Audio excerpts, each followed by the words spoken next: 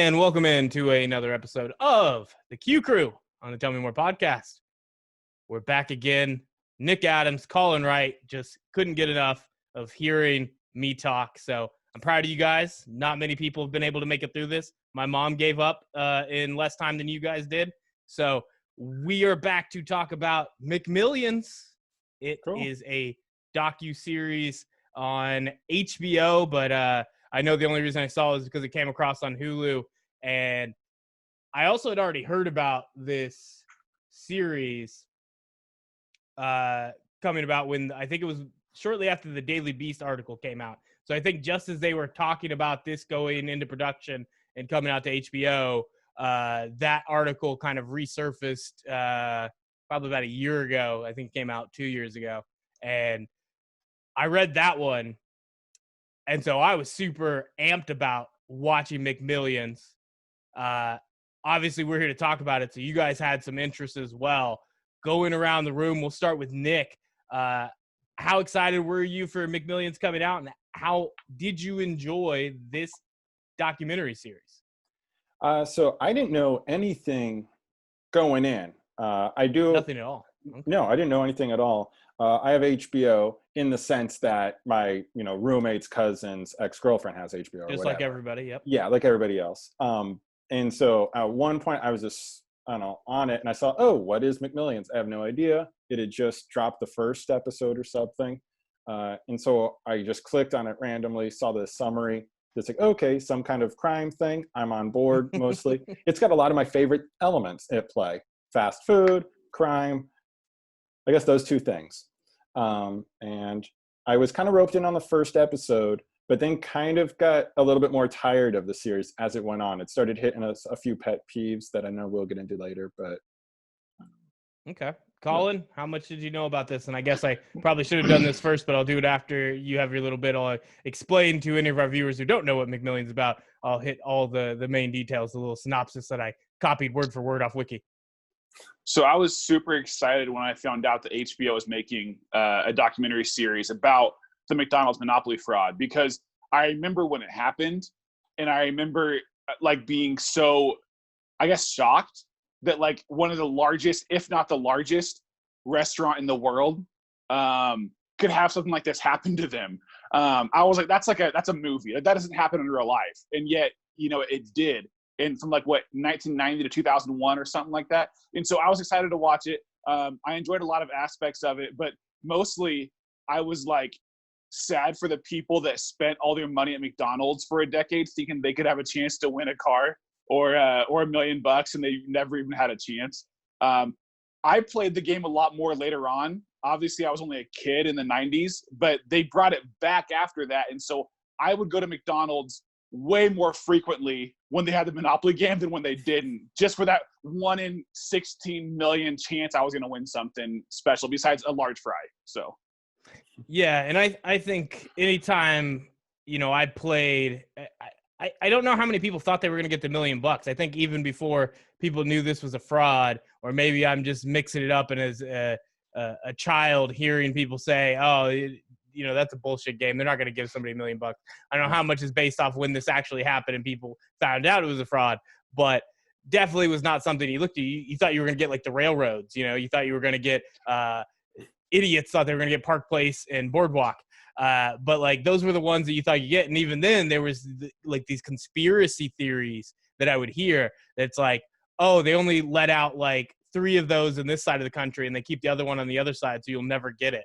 And you'd hear things like that. And I still, like I said, I have no idea how to separate them and figure out when I heard them, when this story came out in 2001, right? The trial starts around September 11th. So that's a big reason why that trial didn't get the coverage and people kind of forget about this.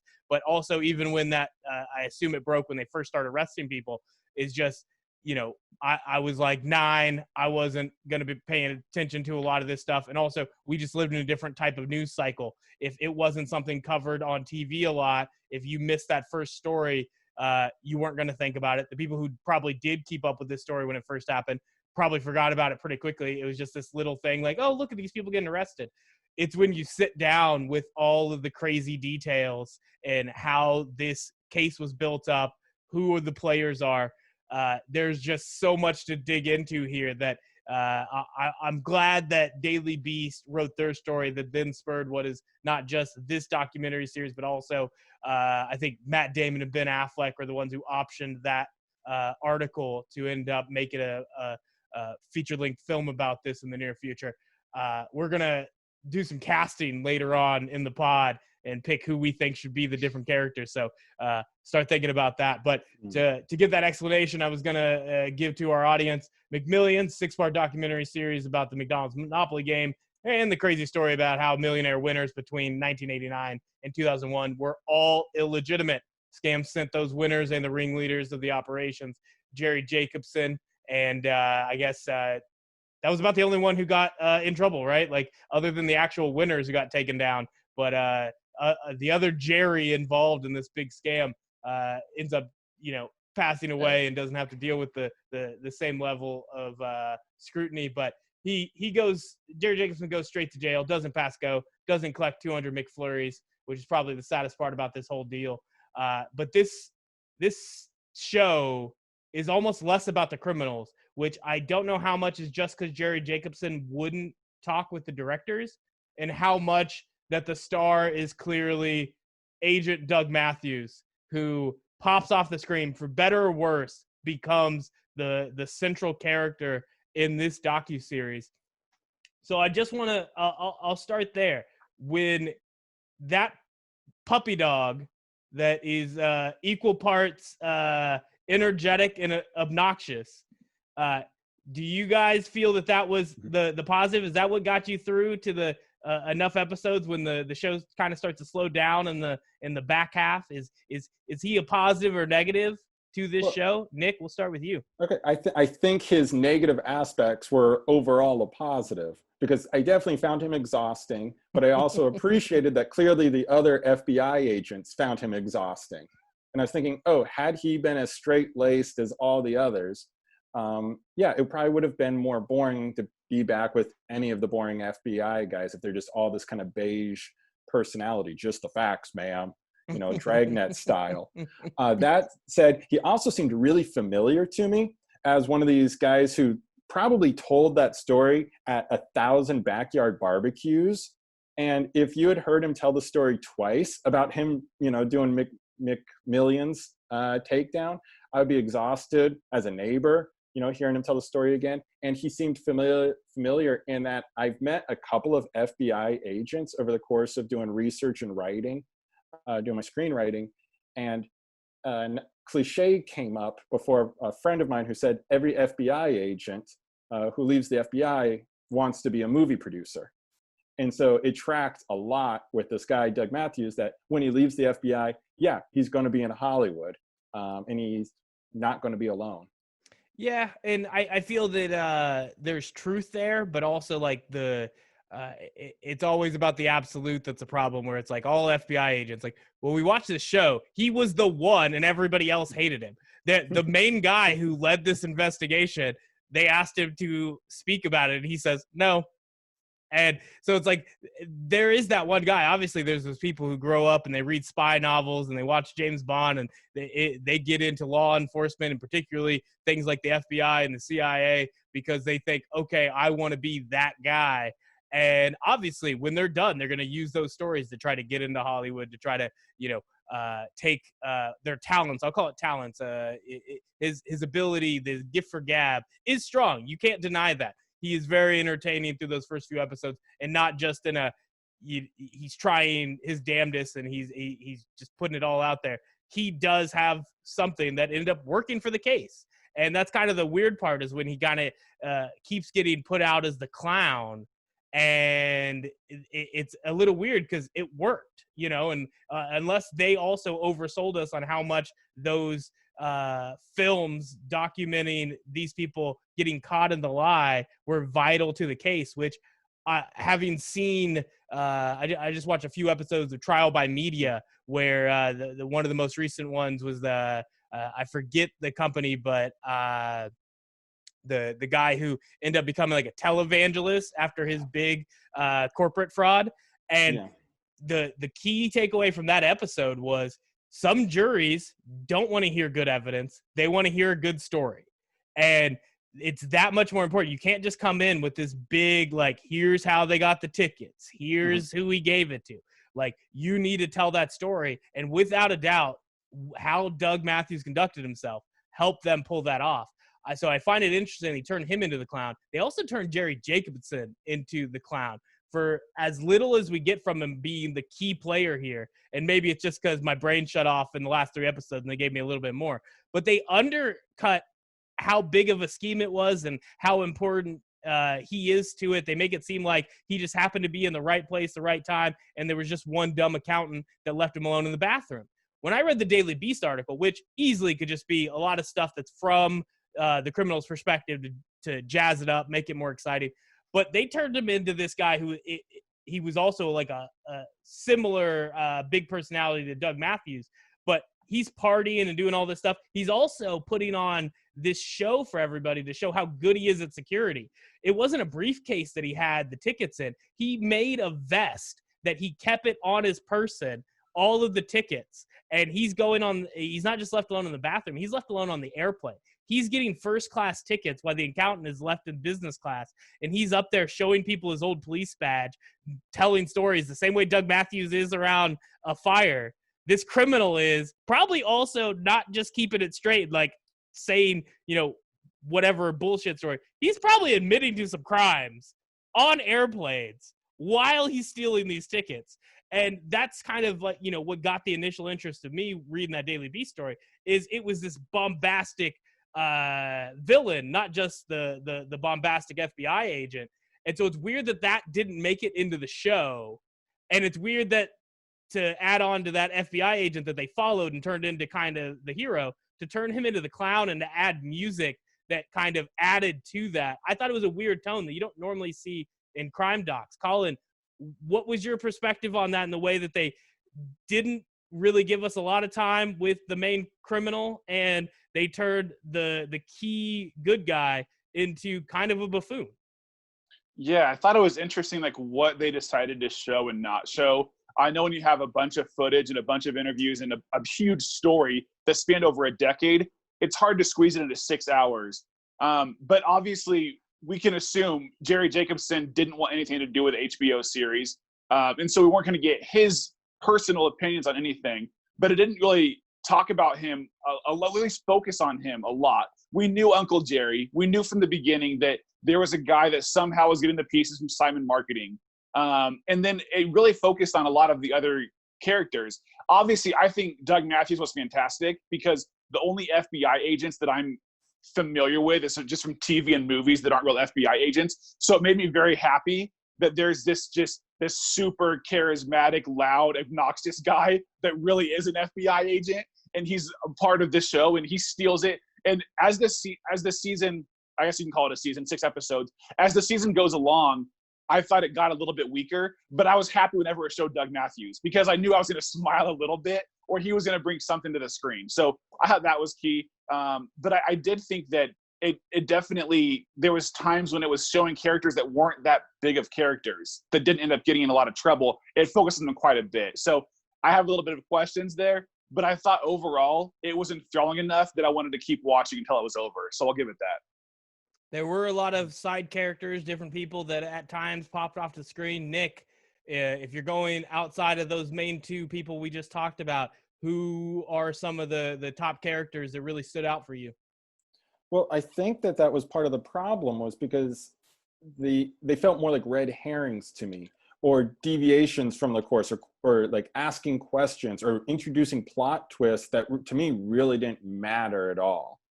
When it came to like backstories of some of the winners, to me, it really didn't matter that much to me about these other winners who, felt like they were just given an opportunity, and it kind of went over long. Towards the end of the series, when you're wanting things to wrap up, it introduces the woman who called the IRS. And they're like, oh, did she do it? And I'm like, wow, this is late in the game introducing somebody new-ish. And it's like, no, she didn't do it. I'm like, oh, okay. Wait, was it, Jerry's, mother? And it's like, it felt like not the strongest storytelling if you were to do it like a narrative. I get, documentary is a little different. but I imagine that changes a little bit when you cram it into a 2-hour feature. Yeah, and I think part of that is, I will say I disagree with Colin when he says it's hard to get all that information in a 6-hour documentary. They wasted a lot of those hours. And having watched different shows, when you're talking about ones that take 10 hours, we just watched The Last Dance, even a show like that I think did a very good job, did much better on the points that Nick just brought up as the negatives for this series. It could have gotten more topics in. It could have hit on more things that it kind of pushed aside to kind of elongate some of the things that it felt were more important. This show definitely stuck on those. I feel like it probably penciled in 6 hours, thinking they could get more on Jerry Jacobson even without him talking to them than they did. And I think they filled the rest with a lot of filler that Nick just described.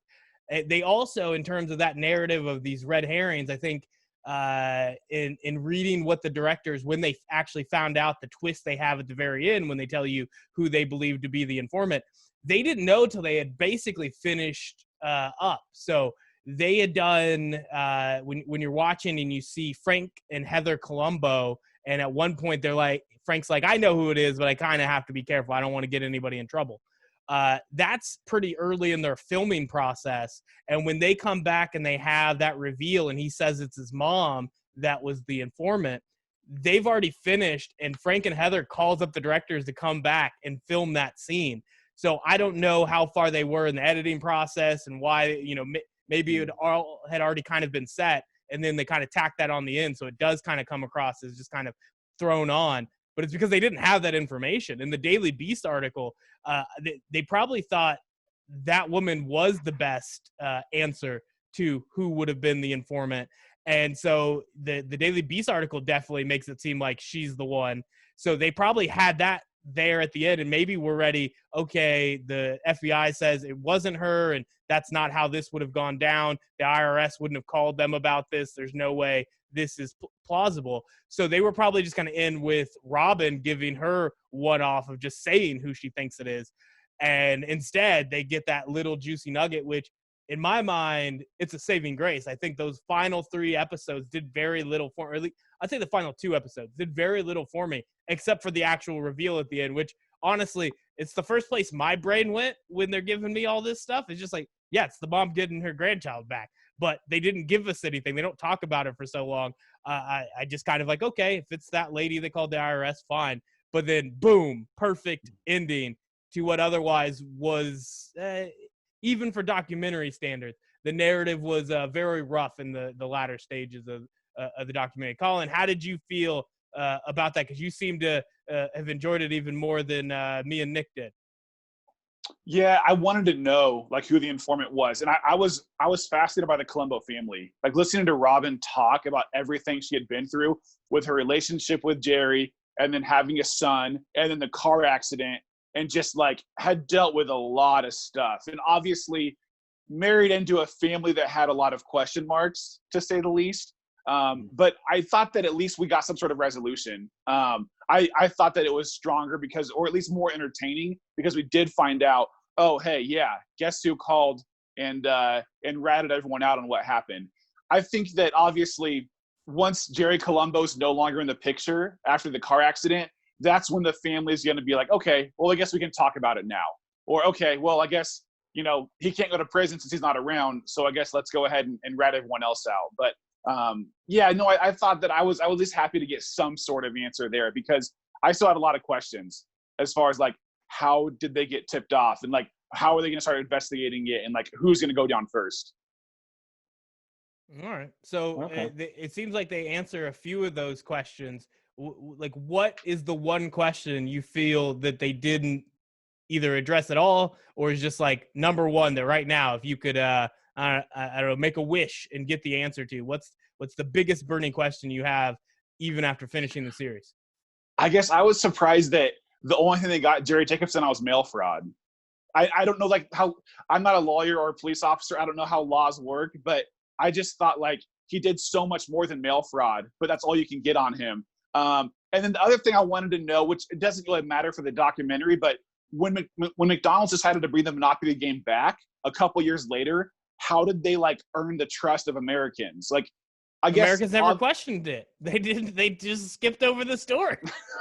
Right. They just wanted French fries. French fries and the chance at 100,000. Nobody even thought about the $1 million prize. Yeah, and I think it came down to like, oh, it was just one bad apple or a couple of bad apples. Nobody thought systemically McDonald's did something wrong because it was so easy to say, oh, here's this one guy who got mailed something by accident and then pretty much did it himself. I would expect if you were to do the dramatization, again, the Ben Affleck, Matt Damon thing, that they're going to have to lean more into the gangster stuff. Definitely. I think the Colombo crime family is going to have to play a bigger role to have a sense of danger, because they're, aside from a car accident, I don't think it's all pretty light crime. And yeah, really close to that victimless crime type, you know.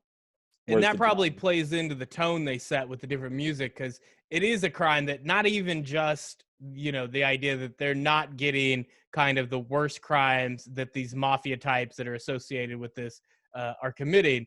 They also, the crime itself is one that people don't really view as a crime. Like, they spend a good portion of the documentary having Doug Matthews trying his best to explain it, having the different FBI agents trying to explain why this is so bad. And even as it was over, it's like, oh, I get your point. I still don't care. Like, and I don't mean not care about the series. Obviously, I cared enough to watch it, but I don't care about people committing those crimes. I don't, you know, in terms of some level of redemption for the lady from South Carolina, she's a black woman that's going to give more diversity to the different $1 million winners. Like, they pretend like I need her to feel sorry at the end for me to forgive her. And I'm like, I never thought she did anything wrong. Like, I know she legally did fine, but like, I don't think of her as a bad person for somebody saying, hey, tell these 2 lies to get $1 million from McDonald's in a game where somebody's getting the money.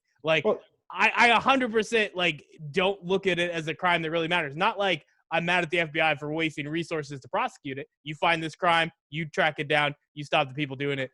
I'm never going to like look at any of the people solely for the act of lying about this ticket as bad people. I never was going to. So I never needed that portion of the documentary to convince me that everybody makes mistakes. I'm like, this seems like a very good mistake to make. I would have risked it. I don't even think Jerry Jacobson got off easy. You got to live the high life for like 20 years, and what? The type of restitutions is like a car payment. Yeah, exactly. And it's like, oh, he's going to have to pay this money back forever. And it's like, not even close. He would have to be paying off it for 200 years. Like, why don't you just tack on my student loans while you're at it too? You know, this is, I think, just the problem with America. These people are no more guilty than just we are all guilty, because they were chasing the American dream. And the American dream isn't working hard to provide for your family. The American dream is scratching off $1 million ticket and being boom, rich now, bye. Now I got to worry about inheritance taxes. That's the American dream. And it's criminal.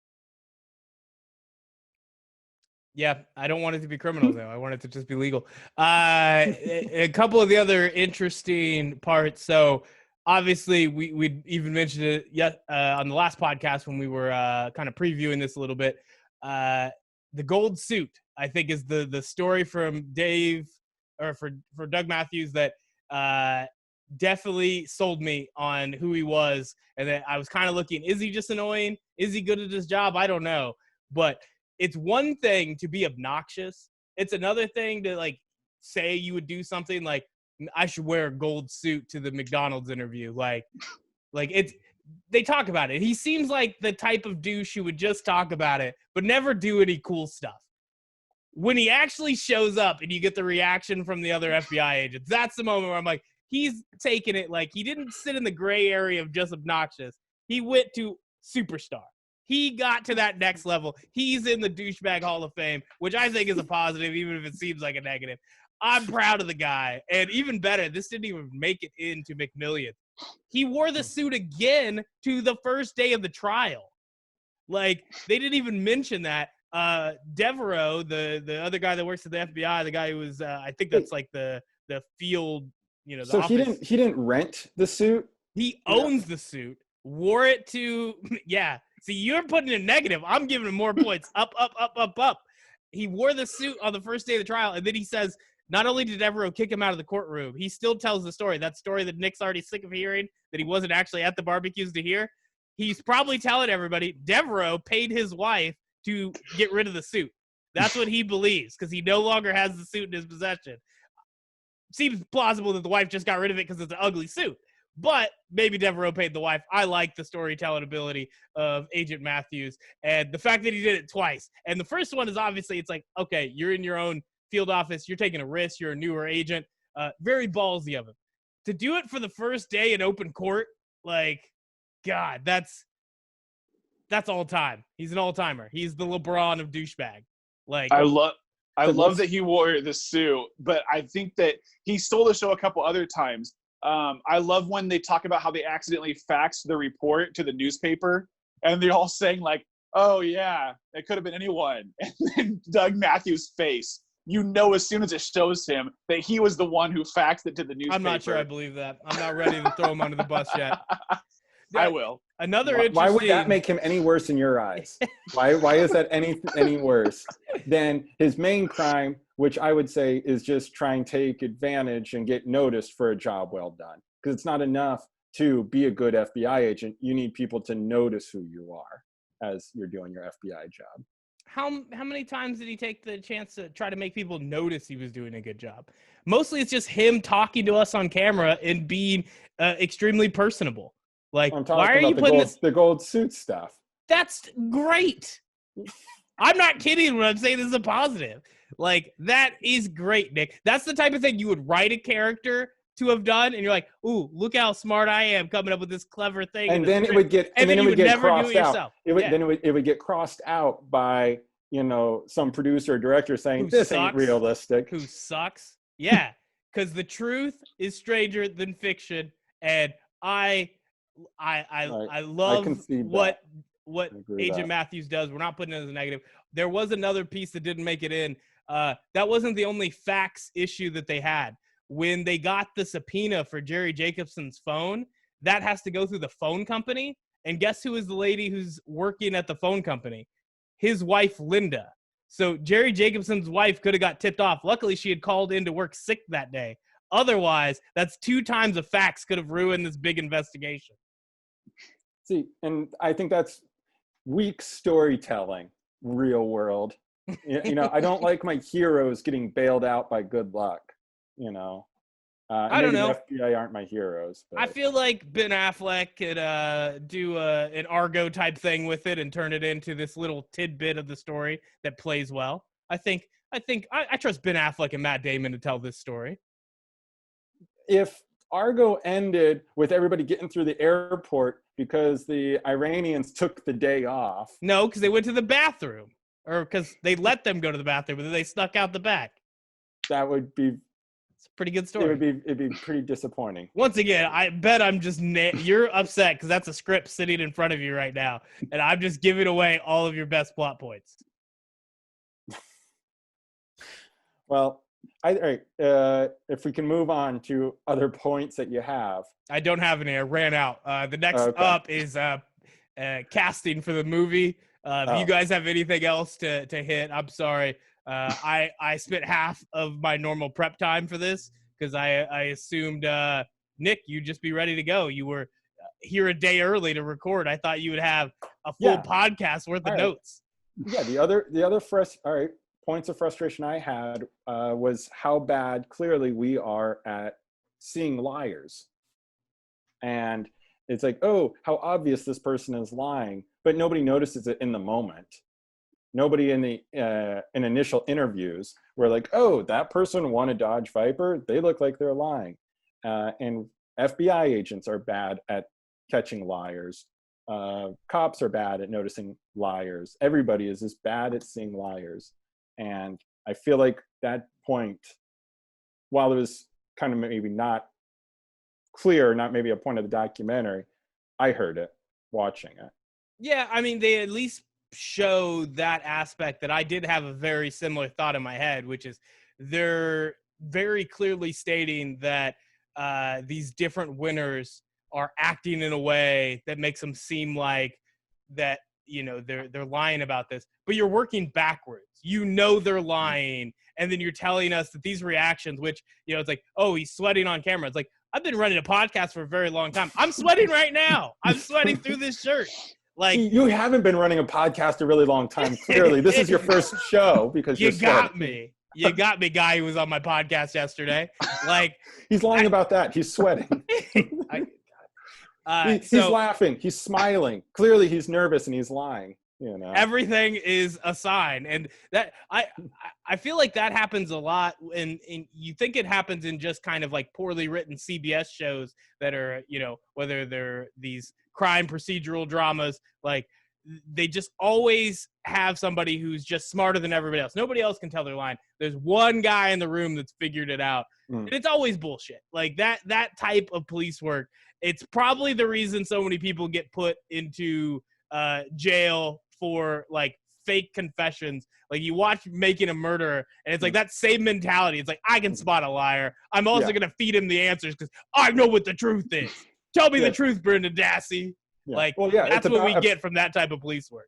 Yeah, about the time, that I'm talking to a cop and I touch my left ear, and then all of a sudden, I don't know, Mr. Cop. I can't think of a cop show immediately. I want to say that, was NYPD Blue, is that still on? I don't know. It's not still on, but it existed. You named a show. Right. Okay, somebody, Mr. Blue or Officer Blue or whatever. Yeah, that's lead character. That's how I think. Okay, lead character. Officer Blue is like, yeah, there, we got him. And I think he was looking for clues, Mr. Blue. Yeah. Oh man, walked into that. All right. Now, the second thing that I wanted to run into that I hated, that I wanted our main guy, was it Uncle Jerry, stealing everything, is that he wanted to be a cool guy. You talked about the getting attention as a security guard. He's like, oh, I have this vest. And he made a big show out of the tickets. And I think that that's something that's systemic. That's more than just him. That's anybody who's like, not anybody, a lot of security guards. I'm sure that's it's a cliche enough that we say like the rent-a-cops, the mall security guards. And in some cases, real cops or anybody who has any sense of authority, if they're doing it to be cool and to get attention for the authority, then they probably shouldn't have it.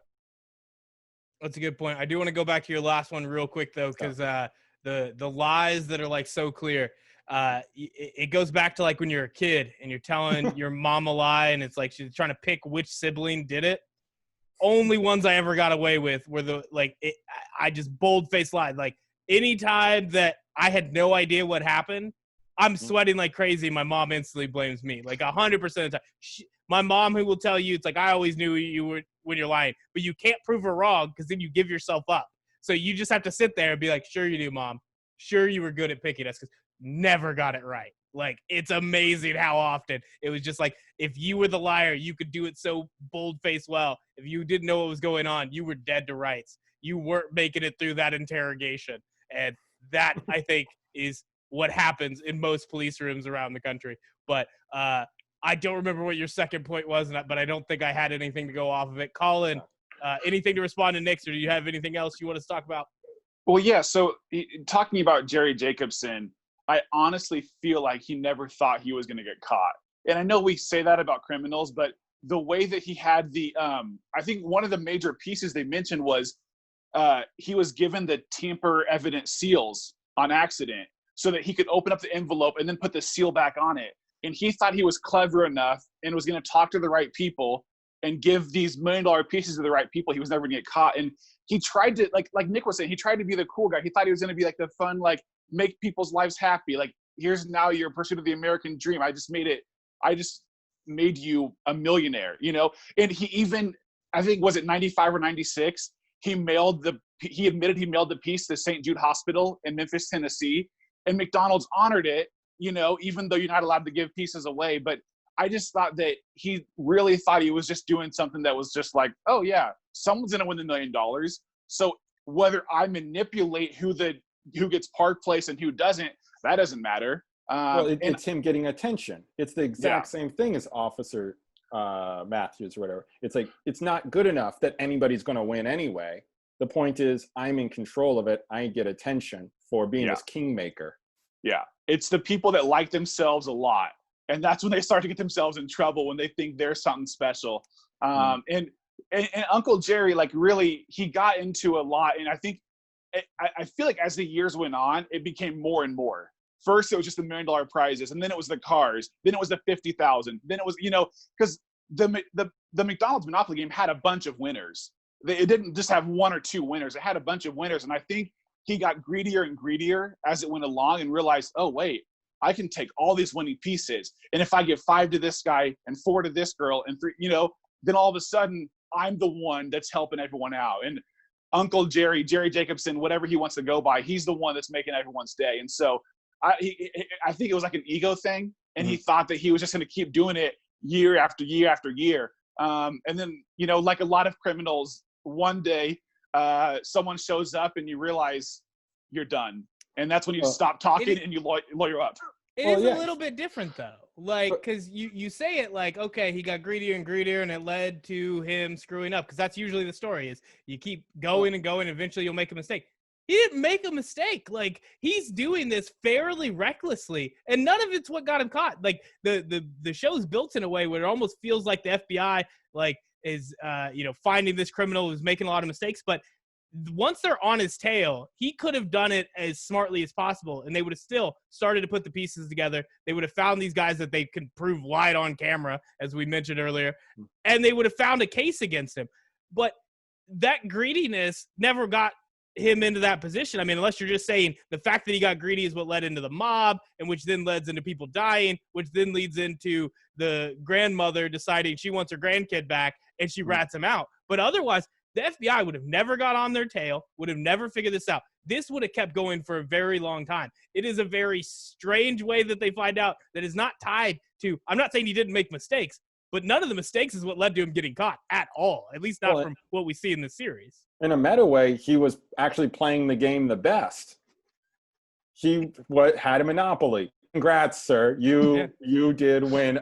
And not just this game, you won America in that way. He did the most American thing he could, and that was have a monopoly, which, by the way, as a regular game, forget about the McDonald's part, regular game, it sucks. Disagree.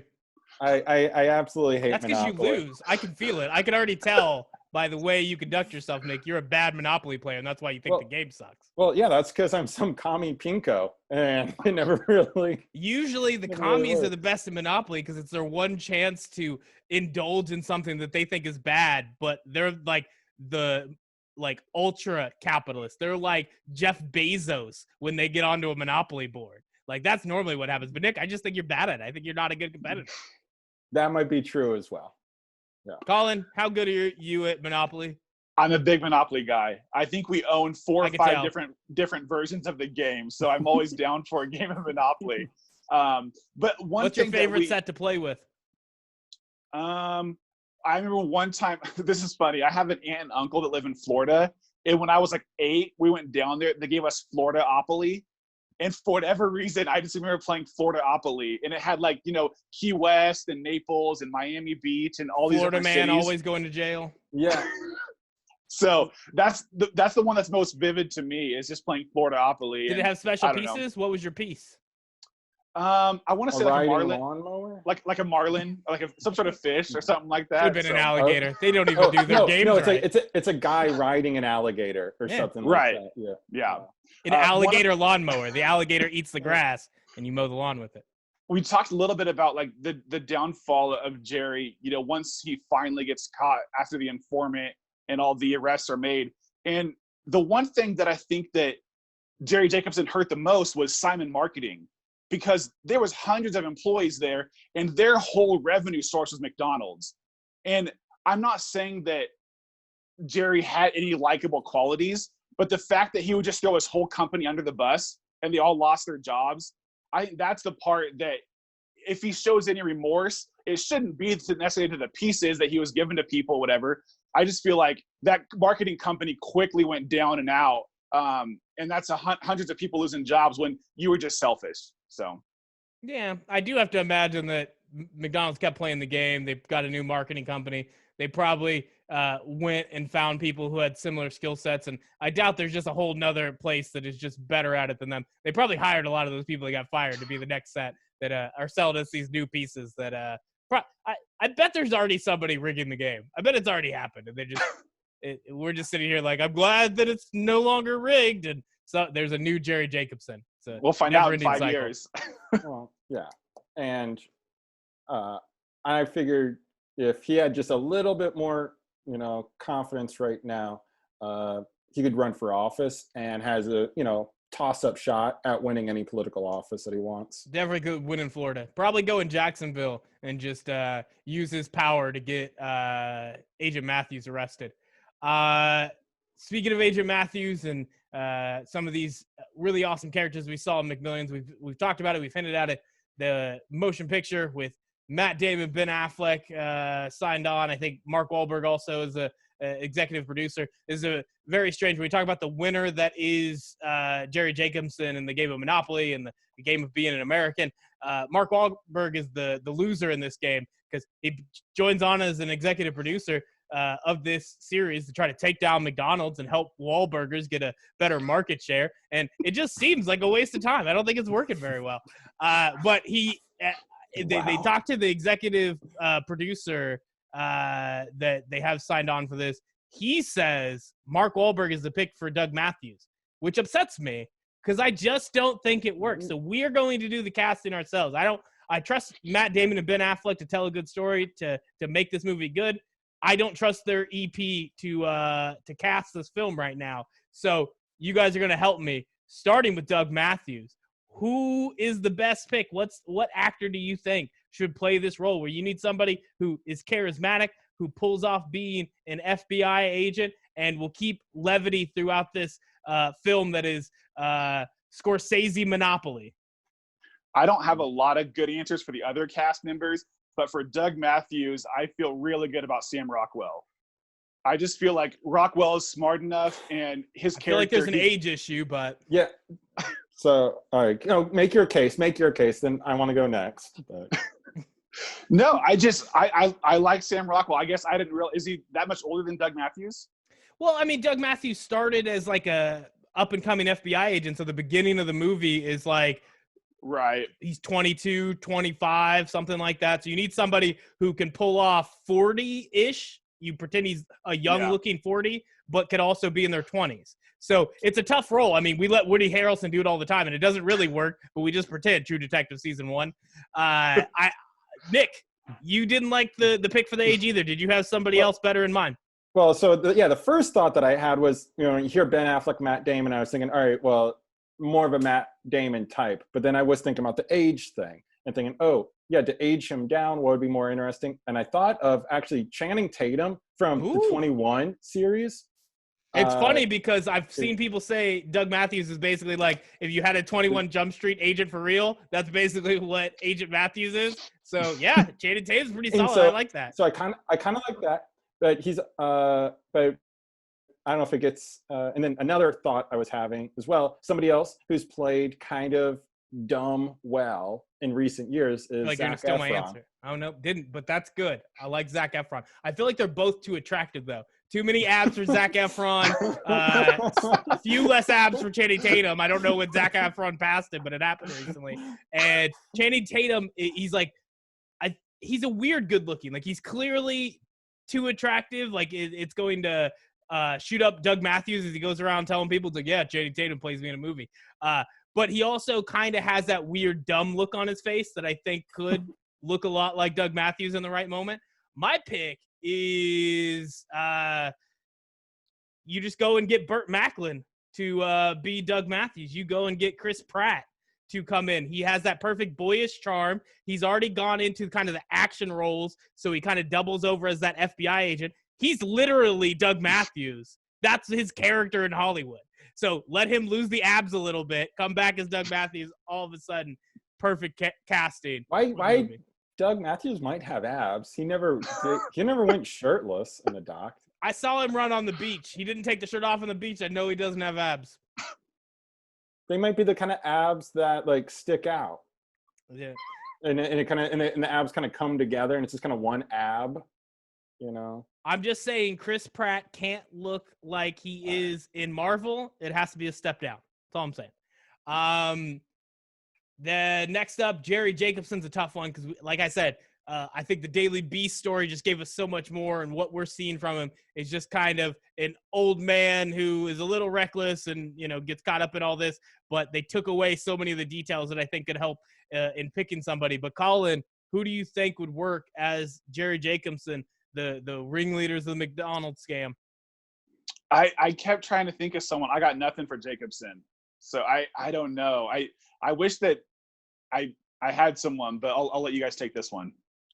Well, I think this one you get more freedom because I think you can go older with him. So then that's where I think, okay, could you get like a Matt Damon's from The Informant type, kind of almost an unassuming guy, maybe you know, a little rounder, softer play, a little older.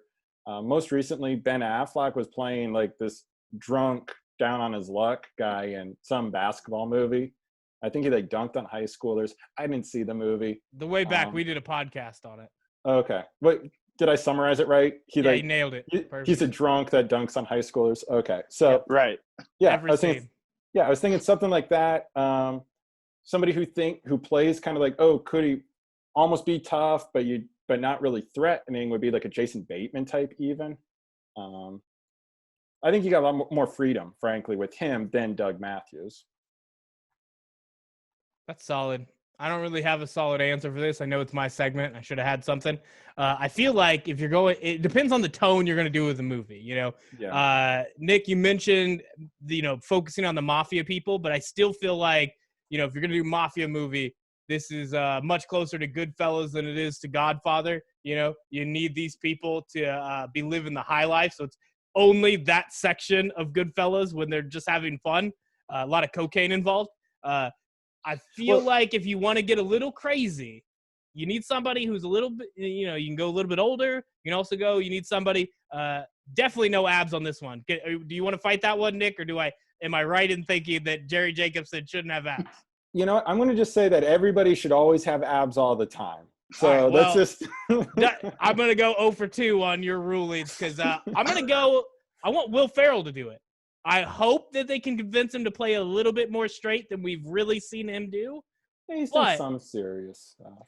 Yeah, but then it's like something like what? The movie where his wife throws him out and he's sitting on the front lawn the whole time, or something like Stranger Than Fiction where the straight part is just he's still himself being ridiculous, but in a ridiculous storyline that is, you know, the reason he's crazy. I want Will Ferrell to do, and I want him to be that. He could be hopefully serious enough, but definitely the bombastic Jerry Jacobson that is that. I really want to be a police officer type, but this is kind of where I'm stuck, and I'm showing off the security. I feel like he could ham it up. Maybe John C. Reilly's the better option because he's got more of the dramatic chops, but I really want somebody to put Will Ferrell in the right role where he's not going to get an Oscar, but some dumb people like me are going to say he deserves it. That's what I want from Will Ferrell, and I think he can do it in the Jerry Jacobson role. Yeah, I do think the tone comes back to it a lot. You're saying like that. I thought of Argo as well, because before that came out, I remember thinking the concept was funnier than the movie ended up being. Yeah. Because to me, the concept was a lot of a fake movie studio making a fake movie. And to me, that was like funny. I'm like, oh, great, it's comedy. And then I saw the trailer, and it's like, it's not a comedy. I'm like, oh, all right. So this one, they threw in Alan Arkin, right? Like they got like a couple. John Goodman, right? Like they made some jokes about it. They made some jokes, but certainly Argus. And so I think for something I thought like it was this, hilarious. the McMillions, if they go funny, I think it's going to come off as kind of like the George Clooney Coen Brothers light type movie, and that's not going to be the award winner. And it's probably not even the right direction to go. They probably do need to go darker, and then probably fictionalize enough. And again, give just everybody abs. It's a good plan. Good plan. I can take from our answer with the first Jerry that we're not going to have a good answer for Jerry Colombo. Unless you do, I'll give you a chance. Colin, off the top of your head, anybody that you think fits that role? I don't think it works. The only one I thought of for Jerry Colombo was Michael Rappaport. Just because I thought that Jerry Colombo was very unlikable, and I also think Michael Rappaport is very unlikable. So, yeah, I feel like you just get some random person that was on The Sopranos or on any sort. Just go watch The Irishman and pick whoever you thought was a chubby, fun fellow and throw him into the role. It'll probably work. I care less about that than this one. Robin Colombo. Now, this one is always tough because you got this gritty lady that obviously they talk about her when she was younger and she was pretty and this and that. And all you got is the middle-aged version that's down on her luck and very upset about everything. Who can play both of those roles well? Colin, we'll start with you. the first one that I thought of was Emma Stone, just because she can be a young woman, but she can also play a middle-aged, stressed-out lady that smokes cigarettes all day. So I don't know if it would work, but I thought Emma Stone could handle something like that. All right. I fear the older version, how that plays out, but I'm willing to give it a shot. Nick, do you have any good answer for this one? Boy, when I wasn't thinking of the younger version, I kept thinking the first name that came to me was Patricia Arquette. Okay. When I was thinking of like a middle, like the 40s to 50-year-old version. And so we aged down, Bobby De Niro from being 200 down to, I don't know, a guy who looks somewhere between 25 and 80, and he's got the face of a 40-year-old. The body is still 80. But why they didn't CGI? They should have CGI'd the abs. This is where I'm with you.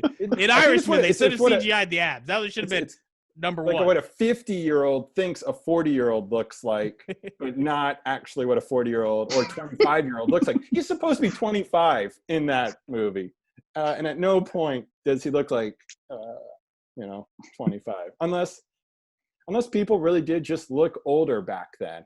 Which, if you look at old yearbooks, people did look old back then. Yeah. And so you look at your parents, when your parents were the age you are right now, they don't look like. Some of it's the hairstyles, but no, there is just something. You look back and it's very strange. I'm going to go Julia Roberts. I feel like it's tough on the young side, but on the older side, I think, you just do the makeup the right way. And I think she could play that character well. Another one that I think has shown she has the chops and doesn't always do that caliber of film. If you are like Matt Damon and Ben Affleck trying to, get the Oscar bait, but she has the ability to do it. So I think she could go in there. And on the younger side, if we're willing to do crazy things like let Sam Rockwell be Agent Matthews, I think Julia Roberts fits perfect for Robin Colombo. Sure. Next up, this is an interesting one because I don't know how many people we didn't talk about him nearly enough considering how much impact they had on this. Frank and Heather Colombo. This one, you have the brother of Jerry, you have somebody who's right there in the thick of things. And it's amazing how I'll give you guys time to think of answers because I do want to talk about Frank. It was interesting how he kept not saying the different crimes. Like once they got to the things I think he knew he might get whacked for, he was very good at being tight-lipped while also being just loud and giving away so many other things that they asked for on camera. I was like, how did you pull this off, Frank? Because every time he was just telling these stories that it's I think some of these might still get you in trouble. But then when you got to a different point of the doc, he's like, actually, I'm not going to tell you about that one. You're like, that must have been good. Whatever that story was, that wasn't, because he knew in his mind, he's like, don't say it, Frank. And Heather's probably just staring at him like, shut up, Frank. So I really enjoyed them. I thought we probably should have talked about them a little bit more because they were pretty good. The description you gave, I didn't have one in mind because I didn't know we were going to talk about him. I wasn't even guessing that because I ran out of the actors I had prepared for. But your description gave it away. The perfect person who even looks the part as well. And I don't know the actor's name, but it's NoHo Hank from the HBO series Barry. I think it's just the visual, but I'll accept it. Yeah, I want to see what he can do. Bombastic gangster who sometimes knows he went too far, and maybe solid. It's too typecast. Maybe it's too similar, but I'm going to die on that. You got to get him to do the accent. I'll have to sign off on the accent, but I like the choice. Colin, did you give an answer? I'm lost again. I do love the answer, NoHo Hank. I think he'd be really good playing Frank. I don't have anyone for Heather. I think she's kind of, I don't know if this is offensive or not, kind of a plain face. I think you could get just about anyone to play her. But for Frank, the one I thought of was Jonah Hill, just because he can transform himself to a bunch of different roles, and I thought he could play someone like that. So good job, Colin. That's a solid answer. I like that. Great. Lose if NoHo Hank can do the accent, but I mean, otherwise, that's a good backup there. I like that pick. I'm trying to think if there's anybody else that really. Obviously, it feels like I'm starting to change my opinion on Doug Matthews because he was such a loud asshole that now I forgot everybody else who did work on this case. Obviously, you have Devereaux, and then you have the one who never showed up, Dent, and I feel like you're just going to have to write this story and just kind of blend those two characters together the way movies often do. So when you have that kind of lead FBI agent that's running the show, who do you think it should be? Nick seems to be ready. Put his hand in the air. Well, I'd have to go with my Hollywood dad, Bruce Greenwood. That's pretty good. That's solid. I like that. That's good stuff. Colin, can you beat out Bruce Greenwood? I can't. I'm sticking with that.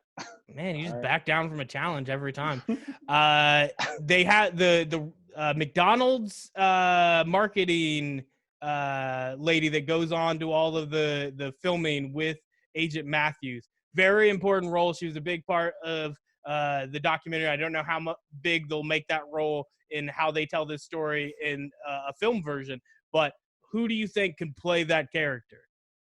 Colin, we're going to start with you because you've just been backing out of answers here. Step up. No, the only one that I thought of was Amy Schumer. But I don't like Amy Schumer, but I do think she could play that role well. God, that's actually perfect. That's good stuff. God, I don't think I would have. Now I'm the one who's going to back out because you won. Nick, do you have something to try to knock that one down? Because that's actually, at least on the surface, seems like a pretty solid match there. I think nobody's obvious to me. And so, but I think there's more, I think it's more, again, one of those roles that's a little bit more flexible because it's somebody who's forward facing for the McDonald's company. So it makes sense that it's basically anybody who could be a Hollywood actress, and has that Hollywood actress look. She's very much meant to be approachable and even attractive and the face of this corporation. And so sure that Amy Schumer could work. I could also imagine them really giving it to somebody you might associate more with lead actress traditional. They did definitely, I'll try to be as not rude as I can be. They got a much more attractive stand-in for the reenactment scenes. And part of that is, she's a 40-year-old woman at this point. Older, she may have, looked just as good as whatever model they randomly picked for the little blurry reenactment scenes. But obviously, if they're going to do that on the reenactments, they'll probably do that in the feature film, and they will just get somebody who is, Miss America level of attractive, just because why not? I feel like this is something that role was much more impactful in the documentary. I feel like they'll not give her the same amount of screen time in the feature film. They will move to other parts of the story. So it won't matter. Right. It seems like it should be a big casting choice. Probably won't matter as much for this film. Is there anybody else that needs to be I would picked? probably, especially if we're getting into maybe opportunities of veering away from reality of who's playing who, changing, racial casting and kind of looking for opportunities for changing history of what did this person literally look like, and kind of being open to that would be pretty important, especially because everybody is white. Conversations. Yeah. I mean, in the story, maybe that takes away from the history. Part of the story of McMillions was, it's given to a lot of Italian Americans. And the history is very white dominant in that region, and those power players. The FBI agency is predominantly white. So maybe you send a message by having a cast that's predominantly white, but maybe also if they're really good roles, it would be something to kind of try to break the mold from history. Would be interesting. I think that's a good point. And if they were to try to send that message, then obviously they have to tell the story of the first African-American woman $1 million winner in a way that highlights that very well. And Right. we'll see how they do that. Because I think it was also not handled great in the documentary series. It was, part of it is what we've talked about earlier, just kind of the way they tried to build up sympathy or regain sympathy for characters that I didn't lose sympathy for those characters in the doc. So it was kind of strange, but also in terms of, her background and the idea that you did look at that not as just $1 million ticket. This was a literal lottery ticket to get her children into a better position. And I think most Americans were already sympathetic to that. They didn't need to be walked through the way that the documentary did that. And I think in the film, you could definitely do something with that. Yeah, and the idea that the gangsters, it's like the most cynical use of tokenism. When they're like, oh, we need somebody who doesn't look like us, and they didn't. It was like they're all Italian Americans on the East Coast. Let's get an African American woman, but still be on the East Coast. Like they never made it out of there until they get the random white farmer in like Wyoming or whatever the hell it was. And you're like, okay, I guess that's a good game plan.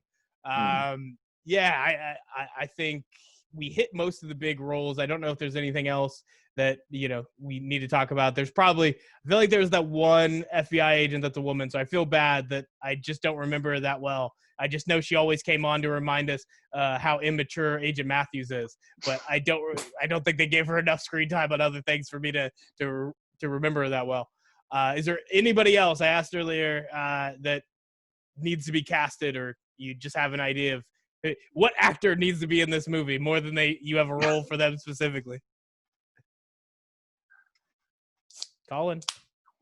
I feel like just because I like her, let's throw in Shailene Woodley to play one of the characters, because I think she would do a good job. So we got a gender flop. We could take the kid, Frank Columbo's kid that works at McDonald's. Now it's a daughter. Shailene Woodley shows up. Final scene. There you go. Perfect. Nailed it. All right. Anything else about McMillions we need to talk about before we get on out of here? No, I'm just excited for the feature film. I don't know when it's coming out, but I did read some of the same things that you read, and I'm looking forward to it. Yeah, I think they'll have a little bit more liberty with some of the things you couldn't prove. They definitely were trying to keep to the facts a little bit. There was definitely stuff you weren't going to talk about because maybe the Daily Beast can write about it, but two documentarians aren't going to get the mobsters back on camera to explain why they decided this. There's a reason of the $1 million winners who got caught. The only one they could get to tell their story was the African-American woman from South Carolina. Like, they aren't going to tell you this information. And so the documentaries kind of work within a limited set of information. When you get to tell that story on the big screen, not only are you opened up to the things that might not have been 100% proven, you also know that you can just do whatever tells a good story. Turn the script into something Nick can appreciate. Yeah. Well, and then just end it with the title card. McDonald's makes $6 billion a year in profits, so they should pay their employees more. Yep. Hey-o. Especially in the time of COVID, as they're the only ones making sure that I eat, because otherwise I would have starved to death months ago. That's it. That's all we have for this episode of the Q Crew on the Tell Me More podcast. We'll be back with more stuff somewhere down the line. We'll do what they do in the shadows, among other things. Also, anybody watching this, if you want to jump on Facebook, jump on YouTube, leave a comment, and tell us what we should watch. We're animals. Just, whistle at us and tell us what to do, and we'll start watching things on Netflix, on Hulu, on Amazon. We have all the services, except Nick. He doesn't have whichever service was the last one I told him he needed to. What was the show? Was it just ESPN? You just didn't have it for the Last Dance? Yeah, ESPN. And so Nick's poor, but he'll try his best. He's just a teacher. Don't hold it against him. That's it. Bye, folks.